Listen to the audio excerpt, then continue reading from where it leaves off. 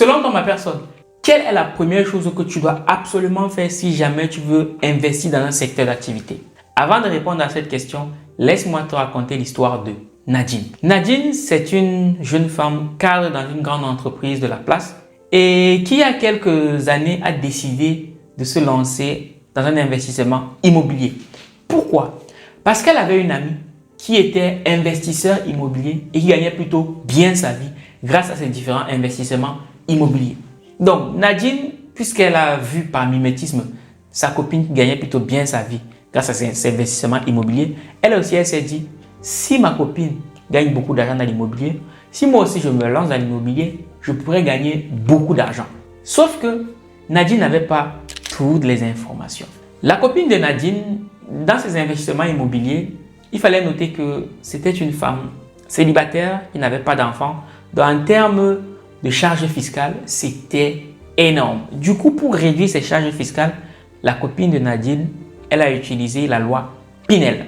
Et donc, elle a partagé cette information avec Nadine qui, elle, était mariée, 3 enfants. Donc, en termes de charges fiscales, elle avait des charges fiscales très très basses. Et comme Pinel, c'est un programme qui a été mis en place en France pour permettre aux investisseurs immobiliers de réduire leurs charges fiscales, et bien Nadine s'est dit, c'est la bonne affaire. Sauf que la réduction des charges fiscales pour les investisseurs immobiliers qui décident d'investir dans l'immobilier pour louer ne se fait pas sans contrainte. La loi Pinel revêt 3 conditions. Si tu décides d'utiliser cette loi pour pouvoir investir dans l'immobilier, premièrement, il y aura un plafond plus faible que la norme en termes de location de ton bien. Deuxièmement, ton bien ne pourra être loué qu'à une certaine catégorie de personnes qui ont moins de moyens que la grande majorité des gens. Et puis, troisièmement, pour bénéficier de cette loi, le bien, tu devras le garder minimum 6 ans avant de pouvoir estimer le revendre. Dans le gardant pendant 6 ans, pour profiter de la loi Pinel, tu bénéficies d'une réduction des impôts à hauteur de 10%. Si tu l'exploites pendant 9 ans, la réduction d'impôt s'élève à 15%. Et si tu l'exploites pendant 12 ans, la réduction d'impôt s'élève à 17%. Mais ça, Nadine ne le savait pas. Ceci à tel point qu'elle a fait un emprunt bancaire comme il est coutume en France lorsqu'on veut investir dans l'immobilier. Et en faisant cet emprunt bancaire-là, elle devait rembourser 800 € tous les mois à la banque. Mais ayant profité de la loi Pinel, le loyer était plafonné à 600 €. Donc, il y avait 200 € que Nadine devait sortir chaque mois pour pouvoir rembourser sa dette à la banque. Donc, très vite, en plus déjà qu'elle avait une dette sur la tête par rapport à son logement principal, elle avait aussi la dette du logement qu'elle a mis en location. Pourquoi est-ce qu'elle a eu ces problèmes-là? Parce qu'elle a péché sur un principe fondamental pour toute personne qui veut se lancer dans l'investissement. Et ce principe-là, je te partage ça après le générique. Sur argentlivre.com, lisez et changez de vie. Bonjour ma personne personnelle, j'espère que tu vas bien, j'espère que comme moi tu as soif de réussite. Et bien si c'est le cas, on est ensemble. Si tu me découvres au travers de cette vidéo, je suis Valère Belias, le fondateur de la maison d'édition, les éditions Argent Livre, la seule maison d'édition qui met en lumière massivement les auteurs entrepreneurs africains. Donc si jamais en toi il te brûle l'envie d'écrire pour impacter ceci en 28 jours top chrono, tu as une seule chose à faire, c'est nous contacter soit sur notre site internet argentlivre.com ou alors en nous contactant sur le numéro qui s'affiche juste en dessous de cet écran. Et je tiens à préciser que grâce au programme Plume d'Élite, nous avons eu à accompagner plus de 117 auteurs au cours des 2 dernières années. Donc, si on a pu le faire avec eux, on peut aussi le faire avec toi. Le tout est une question de méthode, de stratégie, mais aussi et surtout de bon accompagnement. Maintenant que tout ceci est dit, j'aimerais préciser que si tu résides du côté du Cameroun, il y a un peu plus de 6 mois, grâce à la communauté des chercheurs d'agents certifiés, nous avons créé une société de location de véhicules baptisée ALCAR. Donc, si jamais tu cherches une berline ou un SUV pour te déplacer en toute sécurité avec un confort à nul autre pareil, tu as une seule chose à faire, c'est nous contacter grâce au numéro qui s'affiche juste en dessous de cet écran. Maintenant que tout ceci est dit, on peut tout de suite rentrer dans le vif du sujet. Ma personne, comme tu le sais déjà très bien, moi je suis un chercheur d'argent et il se trouve que en tant que chercheur d'argent, je suis bien au fait par rapport au fait que la grande majorité des multimilliardaires, pour ne pas dire tous, s'il y a bien une chose qui les caractérise au travers de leur investissement, c'est qu'ils ont tous investi dans la pierre. Donc, en tant que chercheur d'argent certifié, je me dois aussi de faire ce que les riches font pour devenir aussi riche que eux. Investir dans l'immobilier.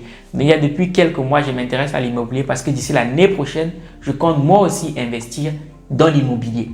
Mais pour investir dans l'immobilier et dans tout autre secteur qui puisse exister, il faut noter la première chose, c'est que en business, c'est interdit de faire du copier-coller. La grande majorité des gens, lorsqu'ils veulent se lancer en business, lorsqu'ils veulent investir dans un secteur d'activité, ils se disent, OK, comme je vois les gens investir, comme j'ai vu mon ami investir dans ce secteur d'activité, gagner de l'argent, moi aussi, je peux investir, gagner de l'argent. Non, le faire, c'est nier ou du moins faire preuve d'ignorance par rapport au fait que le vrai business, c'est ce que tu ne vois pas. Eh oui, donc, la première chose à faire lorsque tu veux investir dans un secteur d'activité, la toute première chose à faire, c'est de commencer par investir en toi-même.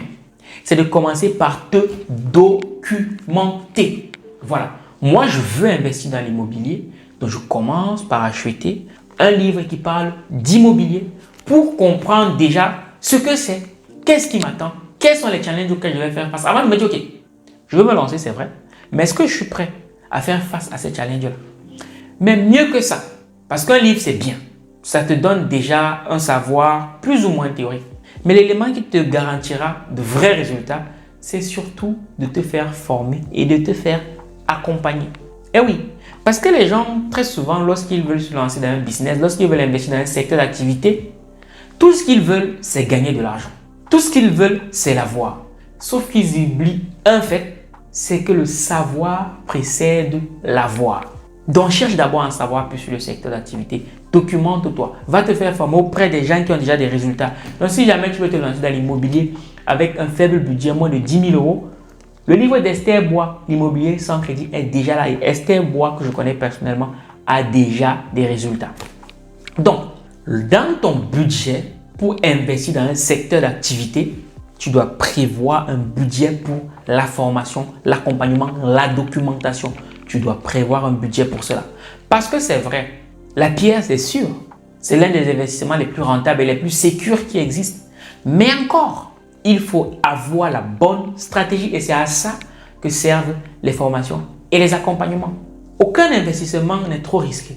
C'est juste l'investisseur qui, du fait de son ignorance, va présenter des risques en investissant. C'est de ça qu'il s'agit. Nadine, le cas de Nadine, ce n'est pas un cas isolé. Pourtant, elle investit dans l'immobilier.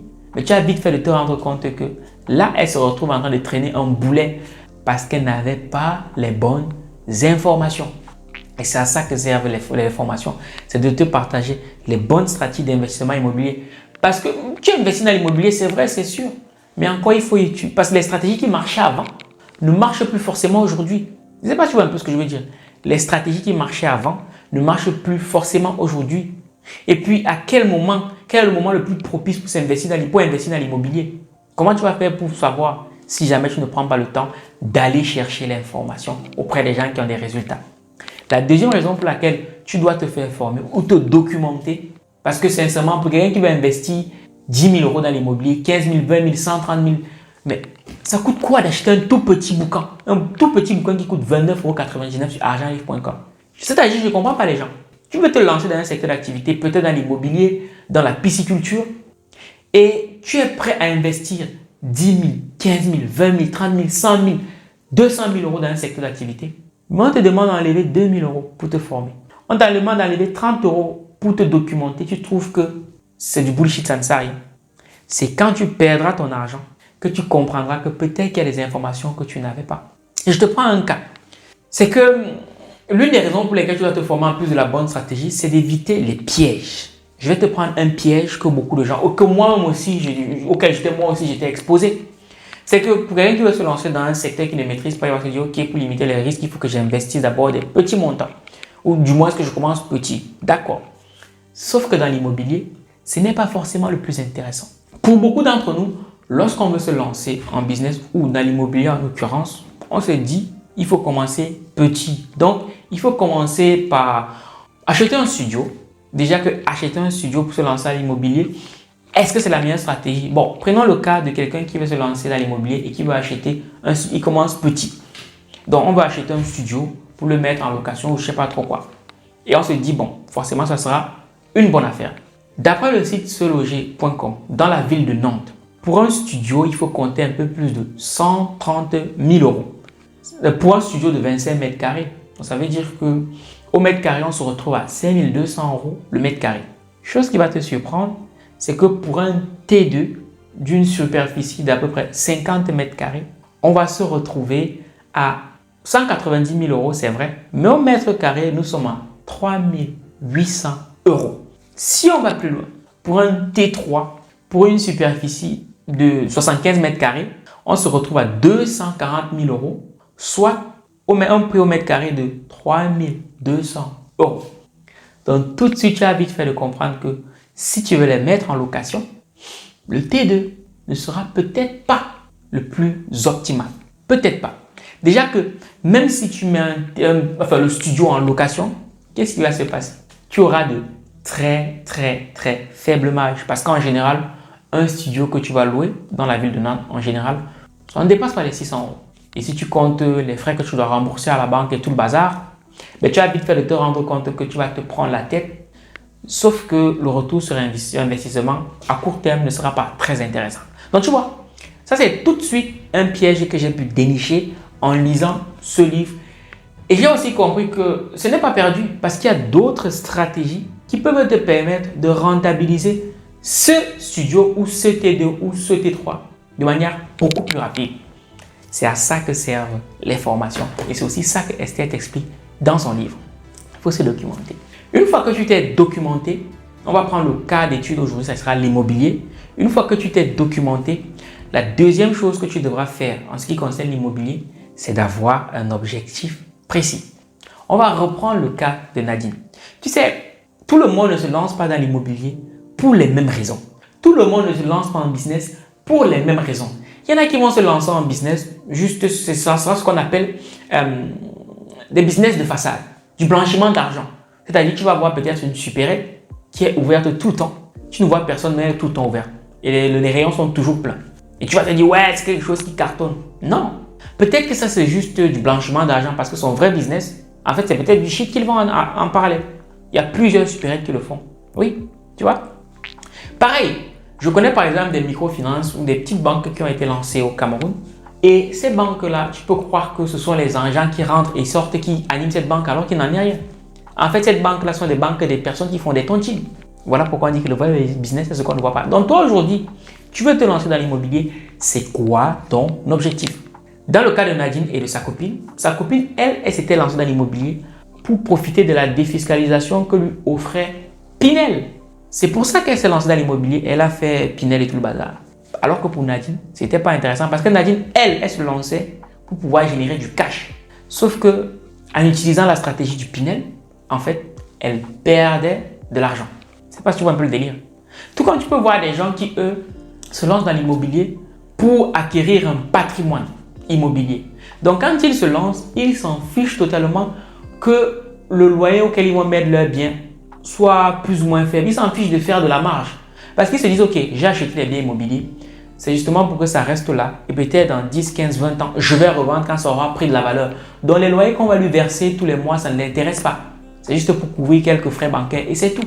Il y en a qui vont se lancer dans l'immobilier comme la copine de Nadine, qui vont se dire, ok, moi l'État me ponctionne déjà trop de frais au niveau des impôts, donc je vais me lancer dans l'immobilier pour pouvoir réduire mes charges fiscales.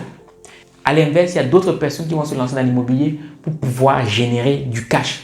Et tu as vite fait de comprendre qu'en fonction de l'objectif pour lequel tu te lances dans l'immobilier, la stratégie sera totalement différente. Je pense que tu commences à comprendre à quoi servent l'information. La troisième chose que tu dois absolument faire si jamais tu veux investir dans l'immobilier, c'est de choisir le bon statut juridique pour l'entreprise que tu vas créer. Oui, parce que si tu te lances dans l'immobilier, tu es en quelque sorte un entrepreneur. Tu vas payer les impôts sur ce que ton bien te rapporte. Mais pour cela, il faut avoir le bon statut juridique pour ne pas avoir les problèmes avec le fisc. Et pour ceux qui sont en France, ils savent très bien à quel point le fisc, ça peut être très vite compliqué. Par rapport au statut juridique, il y a plusieurs statuts. Ceux sur lesquels je vais m'arrêter aujourd'hui, ça sera le statut de micro-entrepreneur, En général, c'est un statut assez simple. Tu es imposé sur ton chiffre d'affaires. Voilà. En général, c'est pour ceux qui ne font pas des chiffres d'affaires assez importants. Statut de micro-entrepreneur. En fait, c'est un statut qui a été créé pour permettre aux gens de sortir de l'informel. Parce que pour beaucoup de gens qui se lancent en business et qui ne génèrent pas beaucoup d'argent, le statut de micro-entrepreneur, c'est top. Donc, ils se disent dans un premier temps, bon, je ne veux pas créer une entreprise, mais avec le statut de micro-entrepreneur, c'est beaucoup plus simple. Mais c'est un statut dans lequel il ne faut pas rester longtemps. Parce que la première année, pour ceux qui vont bénéficier de l'ACRE, eh ben, les impôts sont à peine à 5%. La deuxième année, ça monte à 15%. La troisième année, ça monte à 25% ou 20%. C'est énorme. C'est énorme. Et comme je l'ai dit, taxé sur le chiffre d'affaires, pas sur les bénéfices. Donc, c'est énorme. Et en plus, tu n'as même pas les possibilités de défiscaliser certaines charges et tout le bazar. Bref. Ensuite, tu as le statut de SAS, Société à Action Simplifiée, qui est déjà beaucoup plus intéressant parce que là-bas, tout de suite, tu peux déduire les charges fiscales et tout le bazar. Ensuite, tu as le statut de Société à responsabilité limitée, SARL. Bon, la différence entre le SAS et le SARL, c'est que vous pouvez être plus de 2 associés. Mais surtout, dans le SARL, c'est lorsque ton business, c'est l'élément qui te gêne, c'est ta source principale de revenus. Donc, il faut que tu te verses un salaire tous les mois. Dans ce cas, si tu es peut-être l'unique associé ou bien si tu as des associés, il faut prendre le statut de SARL parce que c'est votre activité principale. Tandis que lorsque tu prends le statut de SAS, ça veut dire que c'est une activité secondaire, l'immobilier. Donc, tu n'es pas obligé de te verser un salaire chaque mois. Sachant que dès lors que tu décides de te verser un salaire chaque mois, il y a aussi certaines cotisations qui vont suivre, sur lesquelles tu es imposé. Et après le statut de SAS, SARL, tu as le statut de SASU, c'est Société à Action Simplifiée Unipersonnelle. En général, c'est une forme de SAS, mais dont tu es le seul associé. Donc, voilà les différentes formes juridiques qui s'offrent à toi si jamais tu veux investir dans l'immobilier. Mais après, tu peux aussi avoir un statut de SCI, Société Civile Immobilière, lorsque tu as plusieurs biens immobiliers. Bon, je te l'ai briefé rapidement pour que tu puisses savoir que ça existe. Mais toujours tu dis qu'il y a toujours des experts comptables qui peuvent t'aider ou t'accompagner dans la rédaction de ces statuts-là, dans la mise en place de ton entreprise. Les experts comptables sont là pour ça. Mais bien sûr, avant de faire appel à un expert comptable, il faut que tu puisses faire tes comptes et te dire, OK, est-ce que prendre un expert comptable sera plus intéressant pour moi? C'est la question à se poser. Lorsque tu es en micro-entreprise, tu n'as pas besoin d'expert comptable. Les calculs sont très rapides à faire. En 2 minutes, tu les fais sur Internet. Ça se va tout seul. Donc maintenant, il faut avoir vent de cela avant de s'engager. 4e étape, lorsque tu veux investir dans un secteur d'activité, en l'occurrence l'immobilier, c'est qu'une fois que tu as créé le statut de ton entreprise et tout le bazar, il va falloir trouver le bon bien. Et lorsqu'on dit trouver le bon bien, ce que la grande majorité des gens font, c'est quoi? C'est qu'ils se disent, bon, j'ai vu une ville dans laquelle il y a beaucoup de gens, donc forcément, ça doit être simple d'obtenir un bien immobilier là-bas et de le louer. Erreur monumentale. Et Esther en parle très bien dans son livre, moi aussi je l'ai découvert. C'est que avant de choisir un bien immobilier, il faut d'abord faire une étude de marché. Et oui, il y a des outils pour cela. Parce que tu vas prendre un bien, il faut savoir qu'il y a des villes, par exemple, telles qu'Avignon, qui pendant l'été, pendant la période estivale, se remplissent. Donc, si tu as un bien immobilier pour la location pendant la période estivale, ça sera très bien. Mais tout au long de l'année, la ville se vide. Mais si toi, tu arrives toujours à une période estivale où tu rencontres qu'il y a beaucoup de gens, tu vas te dire, ah, tiens, Avignon, c'est une ville dans laquelle il faut que j'investisse. Il faut que je prenne un bien pour le mettre en location. Mais quel est le taux de remplissage du bien? Ça, il faut que tu le saches. Il y a combien de personnes là constamment? Ça aussi, il faut que tu le saches. Et ça, tu le sauras en faisant une étude de marché. Lorsqu'on décide d'investir, on n'investit pas sur le coup de l'émotion. On n'investit pas parce qu'on a vu quelqu'un investir, non. Il faut se fier aux chiffres. C'est fondamental. Ensuite, après avoir trouvé le bon bien qui t'assure un taux de remplissage intéressant, histoire que ton bien ne devienne pas un boulet, bien sûr, il faut pouvoir attirer le bon locataire. Et oui, il faut pouvoir attirer le bon client. J'ai dit attirer. Je n'ai pas dit chercher, j'ai dit attirer. Et pour attirer le bon client, premièrement, il faut être vu. Parce que si tu n'es pas vu, tu ne vends pas. Mais il faut être vu par le bon client. Il faut aller là où le bon locataire se trouve. Ça, c'est un point non négligeable. Deuxièmement, il faut que ton bien soit attractif pour le bon locataire. Parce que si tu as ciblé le type de locataire que tu veux. Est-ce que ce sont des étudiants? Est-ce que ce sont des couples? Est-ce que ce sont des familles? Une fois que tu as ciblé le profil du type de locataire que tu veux, il va falloir que ton bien corresponde à leurs besoins. Il va même falloir que les aménagements que tu vas faire de ton bien correspondent à leurs besoins. Je prends un cas. Imaginons par exemple un jeune couple qui ont peut-être un enfant. Il va de soi que si tu prends un bien qui n'a peut-être pas de jardin, ça va être compliqué pour eux. Je ne sais pas si tu vois un peu ce que je veux dire. Si tu prends un bien pour un étudiant et que tu décides de le meubler sans qu'il n'y ait une table, ça peut être compliqué. Donc tu vois, ça sera toujours fonction du bon locataire que tu recherches, du bon client que tu recherches. Donc il faut toujours se poser cette question-là. Et ça, je l'ai su dans son livre. Je vais me lancer dans l'immobilier, ok, j'ai trouvé le bon bien, mais comment faire pour que ce bien-là corresponde au type de locataire que je veux voir dans mon bien? Donc, voilà. Et maintenant, il y a un autre aspect non négligeable pour ceux qui veulent se lancer dans la sous-location professionnelle, qui est tout à fait légal. Esther en parle long à large dans son livre. Il faudra aussi convaincre le propriétaire de te permettre de faire de la sous-location avec son bien. Et bien sûr, pour le convaincre, il y a des arguments bien précis qu'il faut utiliser parce que souvent, pour les propriétaires qui ne s'y connaissent pas, ils sont très sceptiques. Mais si tu as les bons arguments, si tu as le bon langage non verbal, ça passe tout seul. Bref, voilà les 5 ou 6 étapes que j'avais à partager avec toi si jamais tu souhaites investir ou plus précisément si tu veux investir dans l'immobilier. À mon sens, c'est fondamental d'avoir les bonnes informations pour rentabiliser son investissement immobilier. Cela étant dit, comme ce livre reste disponible sur argentlivre.com, tout ce que j'ai partagé avec toi, je l'ai appris là-dedans parce que moi aussi je vais me lancer dans l'immobilier d'ici l'année prochaine. Mais avant ça, il fallait me documenter. Ce n'est pas le seul livre que je vais lire, hein, forcément. Il y a d'autres livres que je vais lire pour avoir plus d'informations avant de me lancer parce que j'ai compris que c'est grâce à ce que tu sais que tu gagneras beaucoup d'argent et c'est à cause de ce que tu ne sais pas que tu perdras beaucoup d'argent. Cela étant dit, si cette vidéo t'aura été utile, n'hésite pas à me le dire en commentaire, me laisser un petit pouce et je te donne rendez-vous à ma prochaine vidéo. Minakano.